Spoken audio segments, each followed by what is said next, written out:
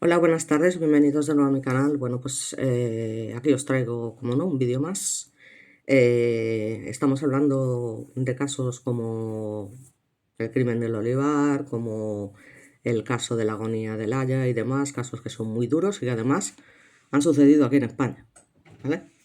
Entonces, bueno, pues básicamente, eh, ya os digo, esto concretamente sucedió en el Molar. eh, para ser exactos, más o menos el 8 de marzo del año 2021. Entonces, bueno, básicamente los hechos, pues no sé si os los podréis imaginar, pero estamos hablando en este caso de violencia vicaria. Algo que ha pasado siempre, pero que por el motivo que sea, pues a día de hoy se le está dando muchísima más visibilidad, ¿vale? Esto es algo que, bueno, me parece muy bien que se le dé visibilidad. Es más, creo que es absolutamente necesario que se haga, pero se debería haber hecho muchísimo antes, porque esto no está pasando ahora de repente. No, no, esto lleva pasando muchos años, muchos años.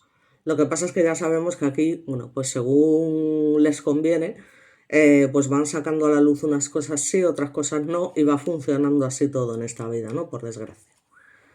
Entonces, bueno, concretamente estamos hablando del asesinato de estas dos, en este caso una mujer y una niña, ¿vale? De tan solo 11 años en el caso de la niña, por parte del señor individuo que está a su lado, que es el padre.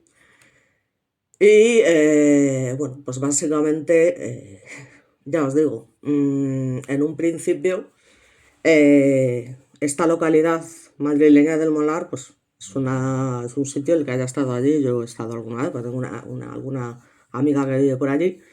Pues la tranquilidad cotidiana de la pequeña comunidad se ve rota por un crimen que conmocionó a la sociedad española. Como siempre, ¿no? Aquí la conmoción siempre ocurre, pero el caso es que esto sigue sucediendo. Una llamada alertaba a los servicios de emergencia, parece ser sobre un incendio en un chalet aislado cerca del kilómetro 38 de la autovía A1.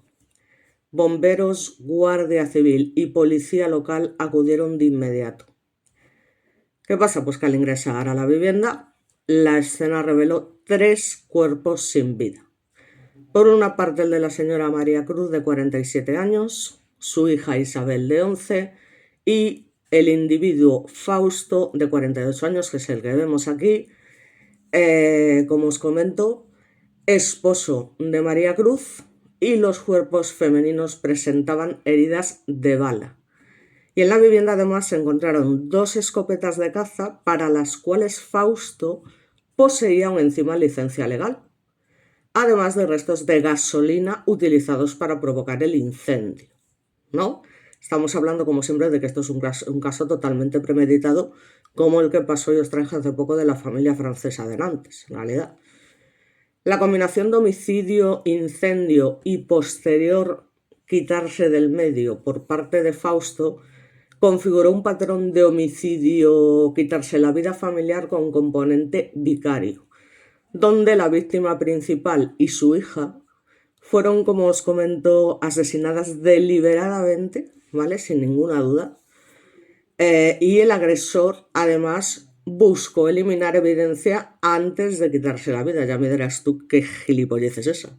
Porque si te vas a quitar la vida, ¿qué más te da? O sea, no sé, la gente hace cosas que no sé. Entonces, bueno, eh, es bastante interesante conocer el perfil criminológico de este individuo, que coincide con estudios internacionales sobre homicidas sui en contextos domésticos. Los análisis de Datton y Corbo en el año 2007 y Joyner en el 2014, criminólogos famosos, describen que estos individuos suelen presentar, como siempre, rasgos narcisistas o antisociales, una necesidad extrema de control sobre la pareja y un acceso a medios letales que multiplican la letalidad de la violencia doméstica, evidentemente. La reciente, parece ser, reincorporación al trabajo de este individuo tras un ERTE pudo haber incrementado su percepción de pérdida de control y exacerbar tensiones internas, que es un factor clave según la teoría del estrés situacional año 1992. El acceso a armas, en este caso escopetas de caza legales, es un elemento que la criminología forense identifica como un riesgo crítico, hombre, por supuesto, en la escala de violencia familiar. Porque estamos hablando de que el asesino de Isabel, la hija de 11 años, constituye un ejemplo extremo de violencia vicaria definida como la agresión dirigida a hijos, que es que no lo puedo entender, para infligir daño emocional o físico a la víctima principal. Algunos criminólogos también notables pues señalan que en estos casos la intención del agresor es no solamente eliminar físicamente a las víctimas, sino ejercer dominio, castigar y dejar una marca psicológica irreversible. La ejecución de la violencia vicaria en este crimen concretamente evidencia, como os comento, un patrón deliberado y planificado, para que veáis que en España también ocurren estas cosas, o sea que no solamente ocurren en Francia o en... No, aquí en España tela marinera, porque tengo aquí una cantidad de vídeos ya grabados sobre estos temas que tela marinera, donde el control y la coerción sobre la madre se extienden a la menor, amplificando la gravedad del delito. Entonces, básicamente, vamos a ver. Es una lástima que se le vea así bastante mal la cara al sinvergüenza este, pero bueno, por lo menos se le ve y no se le pixela. Pero se le ve mejor a la mujer, que es la que está a su lado, y bueno, la niña pues evidentemente es lo que os digo, pues aparece pixelada y bueno. Total, que, como os comento, de alguna manera, el perfil criminológico del agresor revela características consistentes en estos patrones de homicidio, que es un asesinato en este caso, para luego quitarse la vida en contextos de violencia doméstica, porque era un hombre, ya os digo, que tenía 48 años, que eso es lo de menos al final, con antecedentes laborables estables y afición a la caza. Pero no existían denuncias previas ni registros formales de violencia. Entonces este hecho coincide con varios estudios que indican que entre el 60% y un 70% de este tipo de delitos ocurren sin denuncias previas, dificultando, digamos, la intervención preventiva. Entonces, claro, como os he comentado, parece ser que al haber tenido siempre un trabajo estable y demás, y con el tema de la pandemia, entrar en un ERTE, ¿vale?, asociado precisamente a esto del coronavirus, pues esto incrementó de alguna manera, porque ya no estaba bien de la olla, evidentemente, su percepción de pérdida de control, como hemos dicho, sobre el hogar y su familia, que qué manía de controlar y de estar constantemente, porque es que este hombre llegó a prohibirle a su mujer quedar con amigas suyas, o sea, es decir, que ya se estaba ejerciendo algún tipo de violencia, de control y desmesurado, y una serie de cosas que, sinceramente, pero bueno, por lo que sea, no se denuncian. Entonces, bueno, pues llegamos a este punto. Y para colmo, bueno, pues le pasa lo del ERTE y al señor ya se le va completamente la pinza y, claro, pues un factor que en teoría para él incrementó esa pérdida sobre el control, sobre el hogar y su familia, pues fue la teoría del estrés situacional y que puede actuar de alguna manera como catalizador de violencia extrema, como podemos ver en este caso. El análisis de los rasgos psicológicos permite comprender, pues será quien lo comprenda, a mí desde luego no, la dinámica del crimen. Ya os digo, estamos hablando de un tipo como ya hemos comentado y como no suele, digamos, variar en estos casos, totalmente narcisista, bastante antisocial, ¿vale? Aunque de una manera, bueno, pues que pasa bastante desapercibida. Y digamos que con una baja tolerancia a la frustración, un pensamiento rígido y egocéntrico y tendencia a la justificación, ya os digo, de conductas violentas. La agresión vicaria hacia la menor Isabel, que se llamaba la niña, indica sin ninguna duda una falta de empatía significativa, como no puede ser de otra manera en estos casos, para llevar a cabo este tipo de delitos.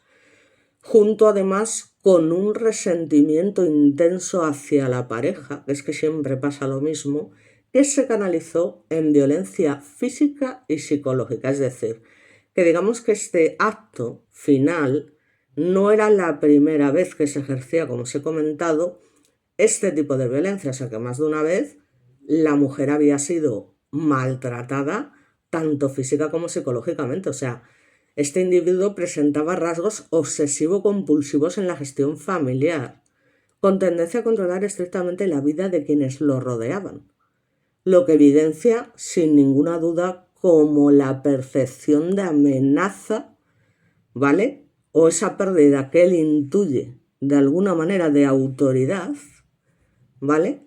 Que deriva en este crimen planificado. En fin. La violencia vicaria en este contexto, bueno, pues refleja, como habíamos dicho, esta intención deliberada de infligir sufrimiento.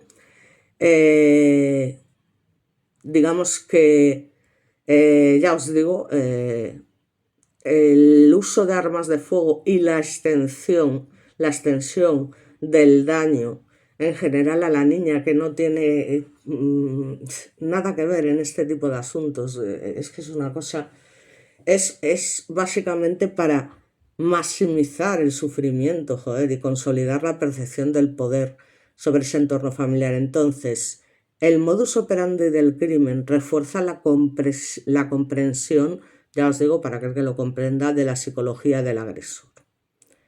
O sea, estamos hablando de armas de fuego legales, provocación aún encima de un incendio y que luego el tío se quita la vida. Y es lo que os digo, o sea, ¿qué sentido tiene esto? O sea, esto todo pues es, ya os digo, un patrón deliberado y controlado, lo que sugiere una total conciencia plena de las consecuencias con su correspondiente preparación estratégica y racionalización. Lo que digo siempre, para ellos lo que están haciendo es algo racional del acto, que son elementos característicos de este tipo de agresores, con estos rasgos, como ya hemos dicho, narcisistas y antisociales.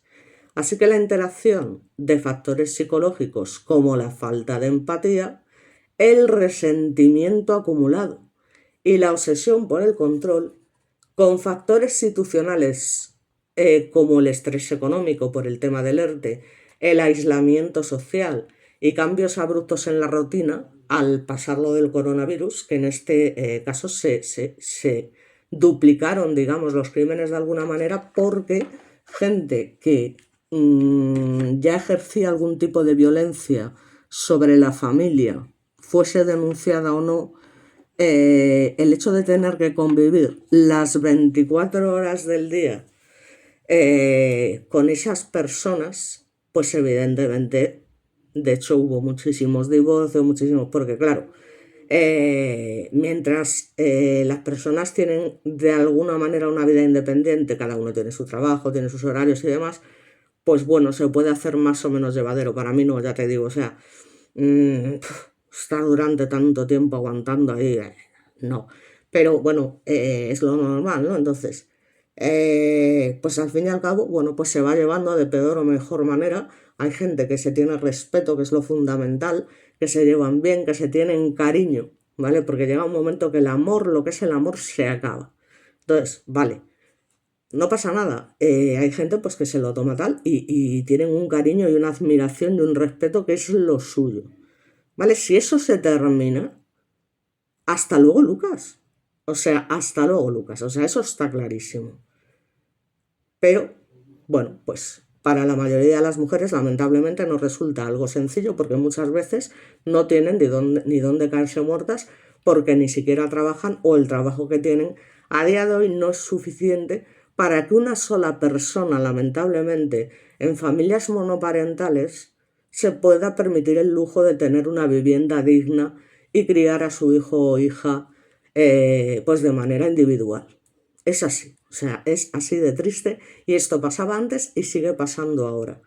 Porque claro, con esos precios que tenemos de alquileres y demás, es que por mucho dinero que ganes, es que solo el alquiler ya son más de 1.000 euros y bastante más. Entonces, 1.500 euros de alquiler más luego gastamos no sé qué, hacemos cuentas. Es que aunque ganes 3.000 euros, chico. ¿Vale? Entonces, que no era el caso. Entonces, bueno, a ver la imagen. Total, que para este tipo de individuos cualquier excusa, ¿vale? Sea el tema económico, sea que haya una pandemia, sea que como si solamente les estuviera pasando a ellos y no a todos esto a nivel mundial, pues les da por hacer este tipo de cosas, evidentemente porque ya hay un problema previo, ¿vale? Por ejemplo, ya os digo, el tema del narcisismo extremo que tiene este tipo de personas, de egocentrismo y de necesidad de control absoluto. O sea, es una cosa flipante, ¿no? Entonces, desde la perspectiva ecológica, esta es la vivienda, evidentemente, donde sucedieron los hechos y que además el Molar, la verdad es que es una zona, sí que es verdad que queda un poco alejada de lo que es la civilización como tal, de alguna manera, pero es un sitio maravilloso para vivir en el sentido que son casas grandes donde puedes incluso tener tus propias plantaciones, cultivar y demás. Son casas de este estilo con sus huertos y es un sitio pues muy tranquilo, o sea, por lo general, ya te digo, tengo una amiga de hace muchos años y tal, estuve en su casa y fuimos ahí varias amigas que quedamos desde que nos conocíamos desde pequeñas y la verdad es que, o sea, me pareció estupendo, ¿no? De alguna manera, es como una especie de aldea. ¿Vale? Lo que pasa es que allí tienes una tranquilidad que en la ciudad no vas a encontrar. ¿Que tiene sus perjuicios? Pues sí, porque para casi todo pues tienes que coger el coche, tienes que tal. Aunque ya os digo, esta gente, vamos, es que mi amiga plantaba allí de todo, o sea, tenía, vamos, un huerto que tomate, berenjenas, zanahorias, de todo. ¿Vale? Como en las antiguas aldeas típicas gallegas, y lo digo porque como gallega, pues lo he vivido. O sea, yo he sacado patatas de la tierra, he cogido fresas, he cogido uvas de las viñas, o sea, todas esas cosas que son un recuerdo maravilloso, ¿no? De los así pocos, junto con los amigos, recuerdos buenos que uno tiene en la infancia. O sea, la aldea era para nosotros, vamos, una maravilla, ¿no? Estar en ese tipo de sitios, en fin.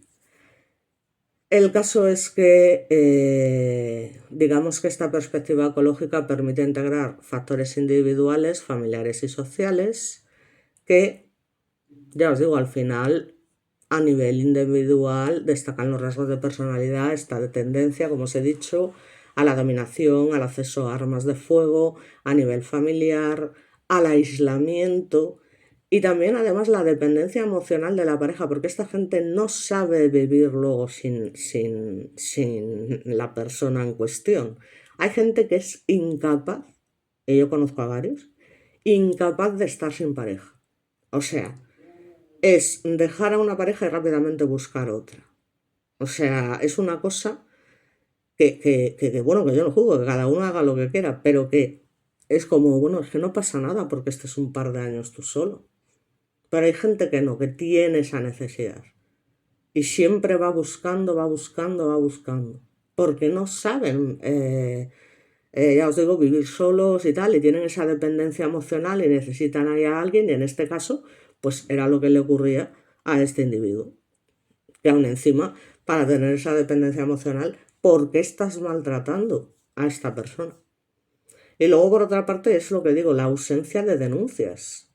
O sea, mm, es que, ya os digo, a nivel social, por mucho que haya un estrés derivado de la pandemia y una repercusión económica de los famosos ERTE y la limitada red de apoyo comunitaria, ¿vale? Porque todos estaban un poco en la misma situación, pues no explica la interacción de estos niveles.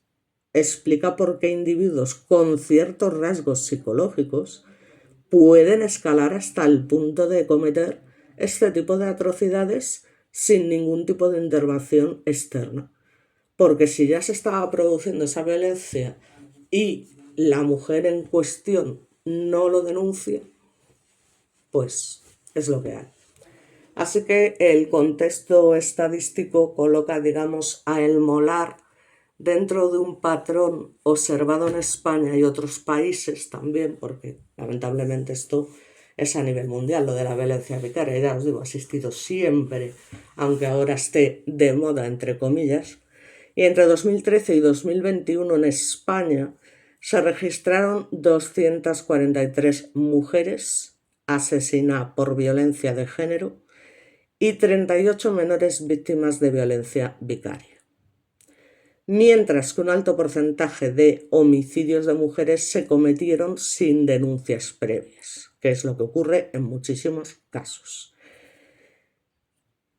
Por ejemplo, a nivel internacional, estudios en Estados Unidos y Europa muestran ciertas similitudes. Hombre, Estados Unidos, aparte que la población, en fin, ¿no? Al igual que en Europa, nos multiplica por muchísimo.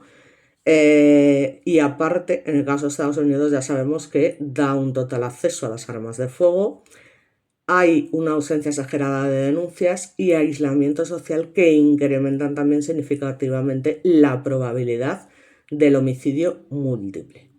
Entonces, la violencia vicaria, aunque menos frecuente que los homicidios de pareja, representa un riesgo extremo y subraya la necesidad de integración de políticas, y volvemos a lo mismo, de protección infantil en los programas de prevención de violencia de género. Esto es que ya os digo, repetirse una y otra vez en la misma historia. O sea, no hay mucho más que decir. Es lo de siempre. Prevención. Pero claro, cuando no se sabe porque no hay denuncias ni hay nada, y aquí en este sitio en particular a lo mejor la casa más cercana puede estar, pues no sé, mínimo, pues a lo mejor 200 metros. Quiero decir que tampoco tienes por qué escuchar o lo que sea, ¿vale? Que no lo sé, pero que me imagino que nadie lo sabía, me imagino. Bueno, aquí no puedo pillar la foto entera, pero lo que me interesa sobre todo es que veáis la cara del individuo en cuestión, que lógicamente va cambiando con el tiempo, en este caso que se ha dejado bigote, barba, etc. La madre realmente está también aquí, ¿vale? O sea, la foto completa sería esta, pero no me deja pillarla entera, con lo cual pongo la cara del agresor, que al final, bueno, pues es lo que me importa. Y en este caso, como os comento, lógicamente también tenemos que hablar de que desde el punto de vista jurídico los hechos constituyen dos asesinatos agravados por parentesco y violencia de género, con además la agravante adicional por la planificación y el uso de medios letales. El quitarse la vida del agresor impide la persecución penal directa, evidentemente. Ya me dirás tú qué vas a hacer, por eso no entiendo para qué luego enciende la casa para quitar pruebas. Pero ¿qué coño te importa si te vas a quitar la vida? O sea, pero la reconstrucción forense permite calificar el delito póstumamente y extraer conclusiones relevantes para políticas públicas y prevención. Es decir, los análisis balísticos, el rastreo de esos residuos de disparo, identificación de trayectorias y reconstrucción de la escena permitieron confirmar la secuencia de homicidio seguido de incendio y suicidio y confirmar la intención deliberada del agresor. Este caso del Molar ofrece lecciones profundas, ya os digo una vez más, para la prevención de homicidios familiares, que a veces es literalmente imposible, pero muchas veces es posible y no se hace igualmente. porque es fundamental identificar de manera temprana a este tipo de individuos con rasgos psicológicos, ya os digo, de control extremo, narcisismo, falta de empatía, agresividad reprimida. Es decir, que esto combinados con factores de riesgo externos, de aislamiento social, acceso a armas de fuego, puede, ya os digo, permitir este tipo de delitos. La protección de menores en entornos de riesgo debe ser integral, incorporando, como siempre, educación, redes de apoyo social, vigilancia institucional y programas psicosociales para familias vulnerables. Pero ¿quién narices va a saber estas cosas salvo que la niña lo comentase con alguna amiga o... Claro, es que a veces también es fácil hablar, pero es que esto hay que vivirlo también, ¿no? O sea, no sabemos si esta niña, que tenía 11 años, realmente comentaba algo de esto, ¿vale? Pero tengo mis serias dudas, porque muchas veces simplemente por miedo, pues estas cosas se callan, evidentemente. O sea, si la madre no lo contaba, no lo sé. Pero bueno, eso es algo que no podemos saber con certeza, con lo cual...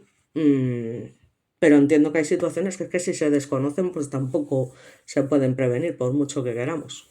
Entonces, eso, educación, redes de apoyo social, vigilancia institucional y programas psicosociales para familias vulnerables, lo dicho, la violencia vicaria evidencia que los hijos son víctimas indirectas y también directas, cuidado, de la dinámica de control del agresor. Y su prevención requiere abordajes multidisciplinarios que incluyan psicología, criminología forense, sociología y derecho. Es que esto está claro. O sea, si todo esto, como hemos dicho, no se coordina de alguna manera, nos va a dar igual porque esto es lo que pasa. Entonces, bueno, es verdad que el asesinato múltiple del Molar constituye un referente académico para el estudio de homicidios familiares y violencia vicaria, demostrando cómo la interacción de rasgos psicológicos, factores familiares y circunstancias sociales pueden culminar en tragedia. Esta planificación meticulosa, ejecución deliberada, la extensión de la violencia a la menor, que qué culpa tienen de verdad los niños de estas cosas, y el quitarse la vida final del agresor reflejan un patrón, como os comento, de violencia extrema que requiere una comprensión, para mí no comprensión que valga, digamos, multidisciplinaria, para la prevención, detección y protección de las víctimas, y se subraya sobre todo la importancia de políticas públicas integrales, ya os digo, detección temprana de factores de riesgo psicológicos y sociales, control de acceso de armas, educación preventiva sobre violencia de género, sobre violencia vicaria. Pero claro, ¿esa educación a quién se la das? ¿Al padre? ¿A estas alturas? Se la tendrás que dar en todo caso a la niña, y la niña está totalmente indefensa ante una situación como esta. Entonces, bueno, asegurando que las tragedias de este tipo puedan ser comprendidas y mitigadas en el futuro, que no se lo creen ni ellos. ¿Vale? O sea, el tío, bueno, se dedicaba concretamente, era un chapista de un taller mecánico y era alguien totalmente obsesivo que además, por esos, en ese momento, digamos, se había vuelto muy huraño. Y ya os digo, es que no quería que su mujer y su hija se juntasen con nadie. Estamos hablando de un proceso intensificado desde el inicio de la pandemia. O sea, intensificado no quiere decir que no existiera antes, quiere decir que se intensificó, es decir, que fue peor a raíz de lo del tema de la pandemia, de coronavirus. Sirvió como excusa para una persona obsesiva como este tipo, ¿vale? Como para... Es que no permitía ni siquiera visitas y las pobres salían lo mínimo de casa. O sea, es que es alucinante, vamos, alucinante. Entonces, claro, ¿cómo ocurren los hechos? Bueno, pues concretamente como esto fue ya os digo, el 8 de marzo de 2021, entre el 8 y el 9, era lunes por la noche y este individuo, ya os digo, cazador y con permiso de armas, tranquilamente y después de planearlo con toda su frialdad, pues dispara a su mujer en el pecho y el cuello, ya os digo, con una escopeta, y luego a su hija en este chalet del municipio madrileño que tiene básicamente 9.600 habitantes y se encuentra al norte de la capital. Y esto según las primeras averiguaciones. Entonces, al día siguiente, el martes por la mañana, o sea que aún estuvo un tiempo allí con las víctimas, con los cuerpos de su mujer y de su hija, es cuando el individuo decide prender fuego a la casa en dos puntos distintos para luego, digamos, pegarse un pum en la boca.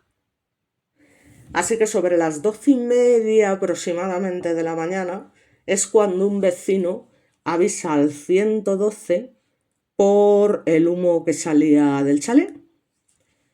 A ver si veíamos así un poquito tal.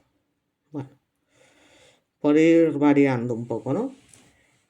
Avisa de que salía humo situado en un camino rural alejado del pueblo, ya os digo, porque es que aquí es así, al menos en la casa que yo he estado. Hasta el lugar se desplazan pues 3 dotaciones de bomberos de la Comunidad de Madrid que encontraron el fuego muy localizado, concretamente en 3 estancias, en una cocina y en 2 dormitorios. Y tras sofocar las llamas es cuando hallaron en el comedor y sin vida a la madre y a su hija. Los cadáveres estaban alejados de los 2 puntos donde surgió el fuego. Y luego el cuerpo del hombre yacía en otro cuarto diferente, por lo cual los bomberos sacaron a las 3 víctimas de la vivienda. Entonces, ¿qué pasa? Pues que dentro de la casa se descubrieron 2 focos iniciales de las llamas, como os comento, uno en la cocina, otro en el cuarto, demás. También hallaron una lata de combustible que utilizó para avivar las llamas y varios mecheros. En el interior del chalet también se encontraron 2 armas distintas que se supone que fueron las que el hombre utilizó, 2 armas distintas, para cometer el doble crimen y después quitarse la vida. O sea, entiendo que para asesinar a su mujer y a su hija utilizó un arma y luego para quitarse la vida utilizó otra. Ya os digo, la mujer asesina es Maricruz, trabajaba además desde hacía varios años en una casa de la urbanización La Moraleja, que es una zona, digamos, de mucho dinero, en Alcobendas, Madrid, y la niña estudiaba en el Colegio Infanta Leonor de San Agustín de Guadalís. La verdad que queda lejos San Agustín de Guadalís, ¿eh? La mujer no había presentado, ya os digo, ninguna denuncia por malos tratos contra su pareja, según confirmó posteriormente la Guardia Civil, pero sus amigas cuentan que últimamente estaba muy triste y apagada. Evidentemente, si no te dejan salir de casa ni recibir visitas ni tal, ya me dirás tú. Pero a ninguna de ellas les detalló los motivos. Es lo que os decía, no sabemos tampoco si la niña esto lo contó a algunas amigas o lo que sea. Entonces, ¿cómo se puede prevenir una situación que se desconoce? Pues de ninguna manera. Entonces, los allegados de Fausto también habían notado que algo estaba pasando entre la pareja. Aquí sí que se podría haber comentado algo, pero claro, es que pueden pasar tantas cosas entre las parejas que dices tú, ¿hasta qué punto me voy a meter yo? Porque vete tú a saber, es que pueden ser 20.000 historias diferentes. Entonces, claro, meterse en estos temas es también algo bastante complejo, claro, porque vete tú a saber. Bueno, entonces aquí veis más o menos el dispositivo que se montó, veis ahí esa ventana abierta que se ve una mancha como de quemado ahí sobre la ventana y demás, con todos los forenses ahí vestidos, blanco, tal, la Guardia Civil, es decir, lo típico, ¿no? Y ya os digo, el hombre que parece ser que había nacido en Burgos, ya os había comentado que trabajaba en un taller en San Agustín de Guadalís, pero que se había vuelto muy insociable, ¿vale? Es decir, que ya siempre fue una persona poco sociable, pero de manera leve, pero poquito a poco se fue encerrando en ese mundo venenoso, ¿vale? De alguna manera, que es lo que nos lleva al final a este tipo de tragedias. Entonces, claro, tras conocer el suceso, varios vecinos del Molar se acercaron, como no, al cordón policial establecido por la Guardia Civil, que vemos aquí, y estaban en shock. Y calificaron a la familia como vecinos de 10, para que veamos cómo las apariencias engañan. Porque no habían causado nunca conflictos, que es que no tiene por qué, y ella estaba cuando se la necesitaba, según contaron los residentes. No, claro, la mujer, ¿qué iba a hacer? El problema es lo que ella estaba viviendo y no sabía nadie. Entonces, las manifestaciones básicamente de algunos vecinos fueron: no sabemos qué ha podido pasar en esta familia, ella era muy maja, nunca han dado problemas, según subrayó otro vecino, que describió a la pareja como personas muy normales y a las que veía siempre muy bien con su hija. Claro, es que estas cosas se generan en la mente de una persona perturbada, obsesiva, narcisista. Quiero decir que esto no se ve desde fuera, no se ve, ¿vale? Tienes que convivir con esas personas o vivir al lado para escuchar, para tal, para saber lo que estaba haciendo el individuo con su mujer y su hija, que es que no las dejaba salir. Entonces, claro, en ese año concretamente, contando ese crimen, estamos hablando del mes de marzo, ya sumábamos 4 mujeres víctimas de la violencia machista en Madrid y 5 en lo que es España, ¿vale? Eso en marzo. Entonces, bueno, es una cosa que es que, ya os digo, lamentablemente ha existido siempre y, bueno, pues digamos que en total, ya os digo que habían sido 243 víctimas entre el 2013 y el 2021, 38 menores, con lo cual de ahí el porcentaje sin denuncias previas es de un 65%, que es muy alto, es muy elevado esto, y el 60% tiene presencia de armas de fuego. O sea, ¿cómo es posible? Estamos hablando de España. Estamos hablando de que es que en Estados Unidos es un 75%, o sea, que al final, y en Europa un 65%, cuidado, o sea, es que tela, ¿no? Entonces, estos datos subrayan que la violencia vicaria y el homicidio familiar extremo son fenómenos transnacionales con características similares. El acceso a armas, la ausencia de denuncias y el aislamiento social, que son los que efectivamente aumentan de forma significativa el riesgo de fatalidad. Y básicamente lo mismo, o sea, ya os digo, dentro de lo que es el perfil criminal, lo podemos representar realmente de una manera secuencial para comprender, como digo yo entre comillas, mejor la lógica del crimen. Digamos que esto sería como una especie de diagrama que ilustra la secuencia de acciones que realiza Fausto. Primero, una percepción total de pérdida de control. O sea, él percibe ese control que tiene sobre su familia cuando llega el tema de la pandemia y demás,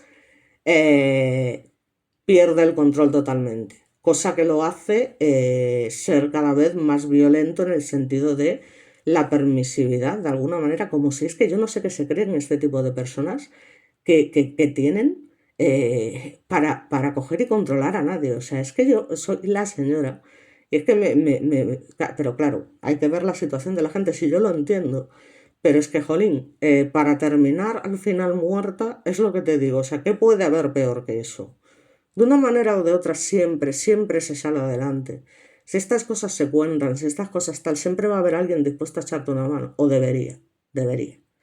A veces lamentablemente no es así. Entonces tenemos esa pérdida de control, lo que le provoca un estrés acumulado. Esto lo lleva a la planificación homicida, posteriormente a la selección de las víctimas, que como no podía ser de otra manera, eran la madre y la hija, con un uso de arma de fuego, una provocación de incendio para un borrado de evidencia, lo cual ya os digo que alguien me lo explique porque no tiene ningún sentido, y finalmente el quitarse la vida del agresor. O sea que, digamos que esta especie de diagrama refleja lo que es la progresión típica de ese homicidio sui familiar planificado, desde la percepción subjetiva de amenaza hasta lo que es como tal la consumación del crimen y demás. Entonces, este patrón en ningún momento es impulsivo, ¿vale? Evidentemente, como pasó con la familia de Nantes, es el resultado de factores psicosociales, personales y situacionales en este caso, que se acumularon e interactuaron para producir este tipo de delito. Entonces,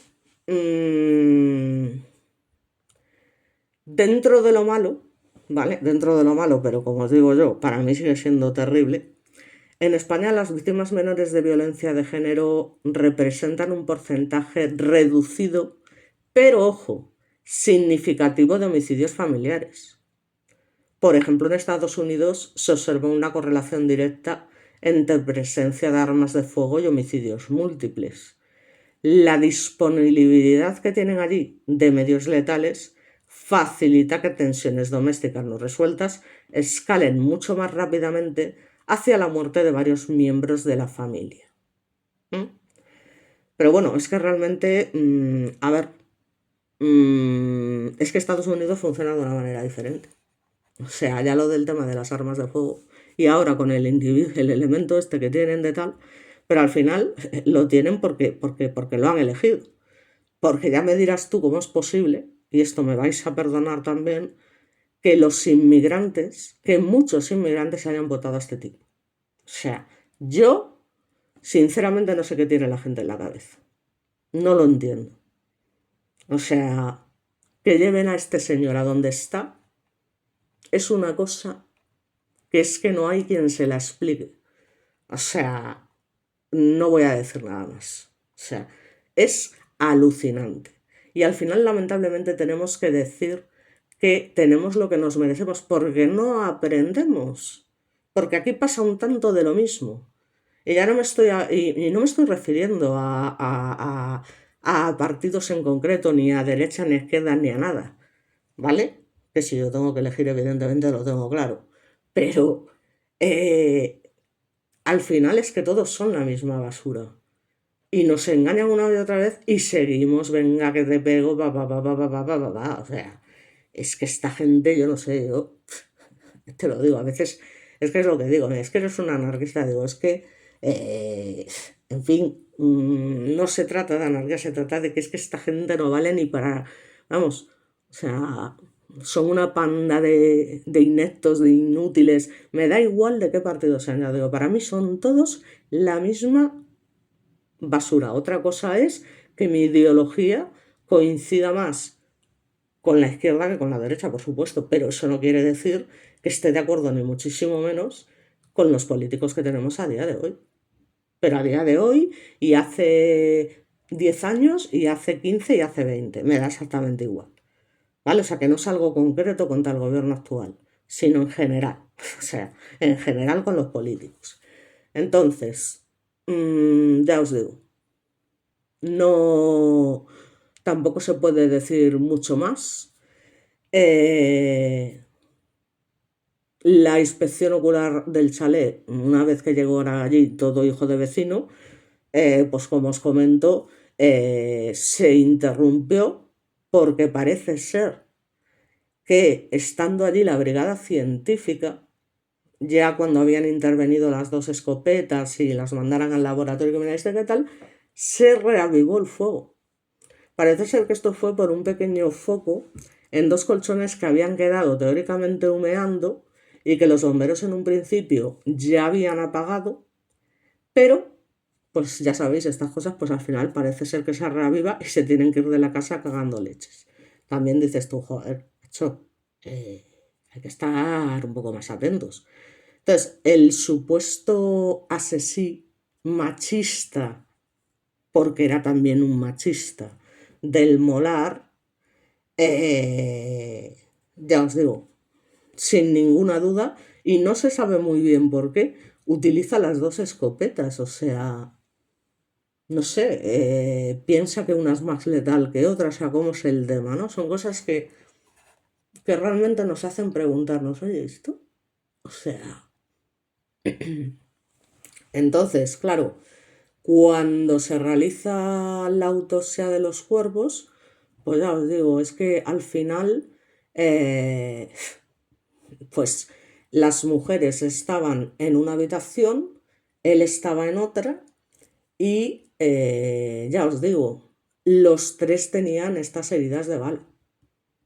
Entonces parece ser que fueron abatidas por la espalda, ¿vale? Mientras él, a lo bruto, en plan Kurt Cobain, con eso ya digo suficiente, pues se quitó la vida de esa manera que os digo, pegándose un pum en tal. Pero, como os comento, inexplicablemente antes incendia la casa.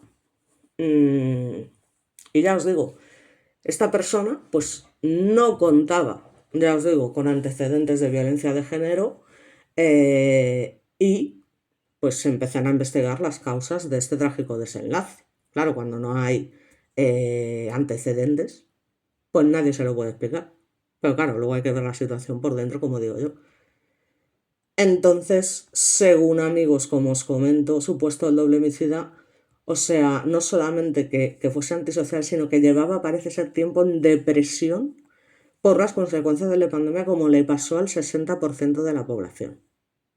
¿Vale? Porque eso fue muy duro, algo que nadie... Es que a día de hoy, claro, ya lo hemos normalizado, pero cuando esto sucedió, o sea, es que es alucinante, dices tú, pero ¿qué situación surrealista es esta? Que estamos viviendo una pandemia. O sea, no sé si lo recordáis, pero, o sea, eso fue, o sea, una cosa que decías tú, vamos, en mi vida me habría imaginado que iba a vivir una situación así. Y eso especialmente a adolescentes en ese momento y tal, y conozco a varios, les ha causado unos traumas y tienen unos problemas, porque tú imagínate estar en la etapa, digamos, más importante de tu vida, en la adolescencia y demás, cuando empiezas a salir, a relacionarte más, además, que te tengas que encerrar en casa las 24 horas del día. O sea, esto supuso muchos problemas y de hecho a los hechos me remito. O sea, hoy en día los psicólogos que digamos nunca se han comido un comino, estén ahora hasta arriba. O sea, es que están hoy en día, la psiquiatría y la psicología están hasta arriba. O sea, pero en la seguridad social ya no te cuento, pero es que incluso en las privadas. O sea, tienen una cantidad de trabajo. Y todo derivado, entre otras cosas, de esto, de lo de la pandemia. Porque es que aguantar, como os comento, 24 horas al día a personas que no estás acostumbrada o acostumbrado es como, ostras. Es como pasa, y esto es así, son todo porcentajes reales. Que muchas parejas sabéis que se divorcian después de las vacaciones de verano, ¿no? O sea, esto es una cosa real. Pues es precisamente por esto. Porque son personas que en su día a día se ven o se relacionan relativamente poco, porque cada uno tiene sus horarios, su trabajo, están muy ocupados, que si ahora tengo que llevar a los niños a tal, que si ahora cual, que si yo trabajo aquí, tú trabajas allí, y se ven poco y entonces parece que los problemas no surgen. Pero cuando tienen que convivir durante un día tras otro y tal y cual, al final es cuando surgen esos problemas que no se han manifestado en su momento, pero que estaban ahí, de alguna manera. Y es que eso es así. O sea, imaginaos cuando pasó lo de la pandemia, o sea, eso fue exageradísimo. Así que bueno, yo creo que poco más se puede decir, ya básicamente lo hemos contado todo, lamentablemente, así que sabéis que me gusta terminar con una imagen bonita, aunque la imagen de la niña esté en este caso pixelada, donde se ve a las dos víctimas en Navidad, porque la chica lleva un gorro de Papá Noel, así que entiendo que es en Navidad, y creo que es una imagen bastante bonita para terminar. Y bueno, pues poco más se puede decir. Esto a día de hoy no se para de hablar de lo del tema de la violencia vicaria, porque ya os digo, esto va, lamentablemente es así, o sea, va por modas, va por conveniencias políticas, va por una serie de factores que al final no es tanto que les importe como tal, porque a esa gente no le importa nada, absolutamente. Sino, bueno, pues porque por el motivo que sea, ahora mismo es lo que conviene y es lo que están haciendo, es que es así de simple. Porque ya te digo que esto ha pasado, pero toda la santa vida y ya os digo de qué maneras. Entonces, bueno, pues y lo de siempre. Lo que sorprende es que siempre de forma externa, no, es que era una familia es que estamos flipando porque eran súper majos, eran maravillosos, eran patatín patata, ¿vale? El caso es que lamentablemente esto terminó como no podía ser de otra manera y pues un caso de los muchos que han sucedido aquí también en España y que siguen sucediendo y seguirán sucediendo lamentablemente una y otra vez. Así que por mi parte nada más, poco más puedo decir y nada, muchas gracias y nos vemos como siempre en el próximo vídeo.